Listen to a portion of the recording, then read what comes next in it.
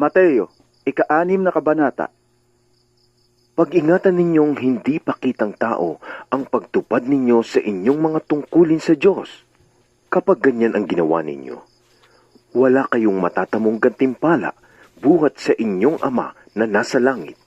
Kaya nga, kapag nagbibigay ka ng limos, huwag mo nang ipag-ingay pa gaya ng ginagawa ng mga mapagkunwari sa mga sinagoga at sa mga lansangan upang sila'y purihin ng mga tao. Tandaan ninyo, tinanggap na nila ang kanilang gantimpala. Sa halip, kapag nagbibigay ka ng limos, huwag mo nang ipaalam ito maging sa matalik mong kaibigan.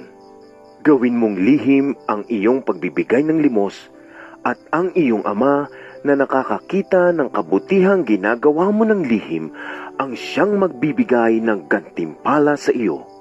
Kapag nananalangin kayo, huwag kayong tumulad sa mga mapagkunwari.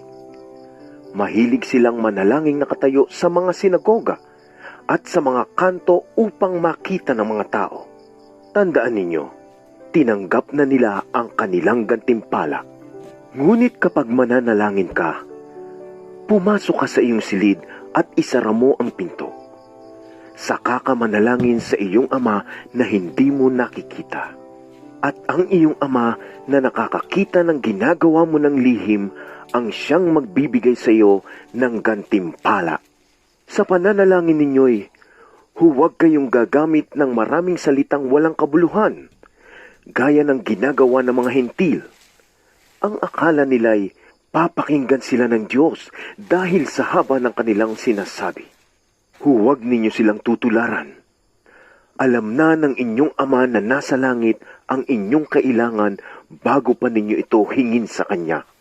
Ganito kayo mananalangin. Ama naming nasa langit, sambahin nawa ang iyong pangalan. Dumating nawa ang iyong kaharian. Masunod nawa ang iyong kalooban dito sa lupa tulad ng sa langit. Bigyan mo kami ng aming pagkain sa araw-araw. At patawarin mo kami sa aming mga kasalanan tulad ng pagpapatawad namin sa mga nagkakasala sa amin.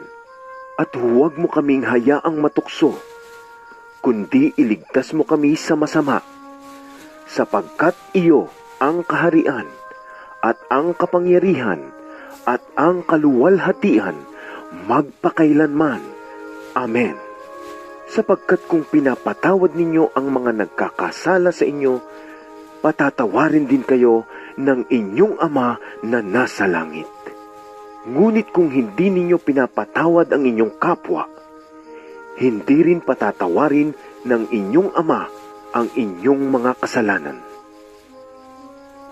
Kapag kayo'y nag-aayuno, huwag kayong magmukhang malungkot tulad ng mga mapagkunwari.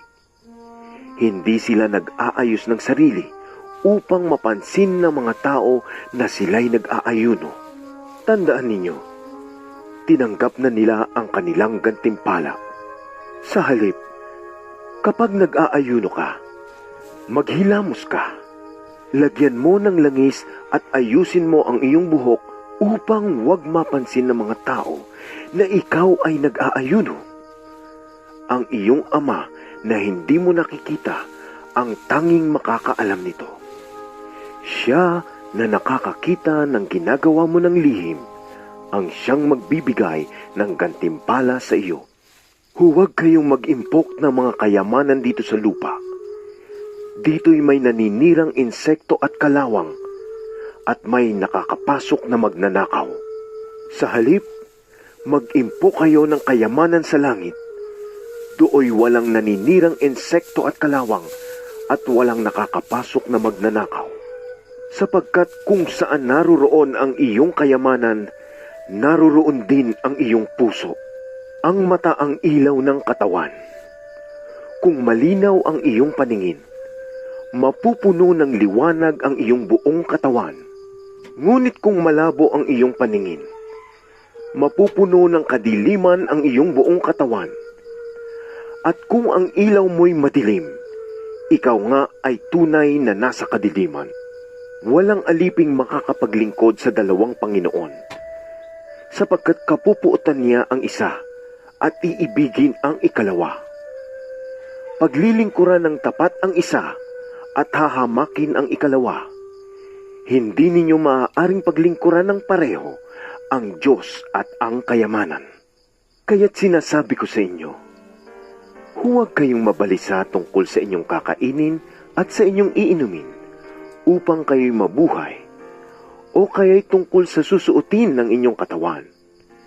Hindi ba't ang buhay ay higit na mahalaga kaysa pagkain? At ang katawan kaysa damit? Masdan ninyo ang mga ibon. Hindi sila nagtatanim ni umaaniman, o kaya'y nagtitipon sa kamali. Ngunit pinapakain sila ng inyong Ama na nasa langit. Hindi ba't higit kayong mahalaga kaysa mga ibon? Sino sa inyo ang makakapagpahaba ng kanyang buhay ng kahit isang oras sa pamamagitan ng kanyang pagkabalisa? At bakit kayo nababalisa tungkol sa pananamit? Isipin ninyo kung paano tumutubo ang mga bulaklak sa parang. Hindi sila nagtatrabaho ni gumagawa ng damit. Ngunit sinasabi ko sa inyo, kahit si Solomon sa kanyang karangyaan ay hindi nakapagdamit ng singganda ng isa sa mga bulaklak na ito. Kung dinadamitan ng Diyos ang damo sa parang na buhay ngayon, at kinabukasan ay iginagatong sa kalan, kayo pa kaya? Kay liit ng inyong pananampalataya sa Kanya. Kaya't huwag kayong mag-alala na baka kayo kapusin sa pagkain, inumin o damit. Hindi ba't ang mga hintil ang nababahala tungkol sa mga bagay na ito? Alam na ng inyong Ama na nasa langit na kailangan ninyo ang lahat ng ito. Ngunit higit sa lahat ay bigyang halaga ninyo ang kaharian ng Diyos at ang pamumuhay ng ayon sa Kanyang kalooban, at ibibigay niya sa inyo ang lahat ng mga bagay na ito. Kaya nga huwag ninyong alalahanin ang bukas, sapagkat ang bukas ang mag-aalala sa sarili niya. Sapat na ang inyong mga suliranin sa bawat araw.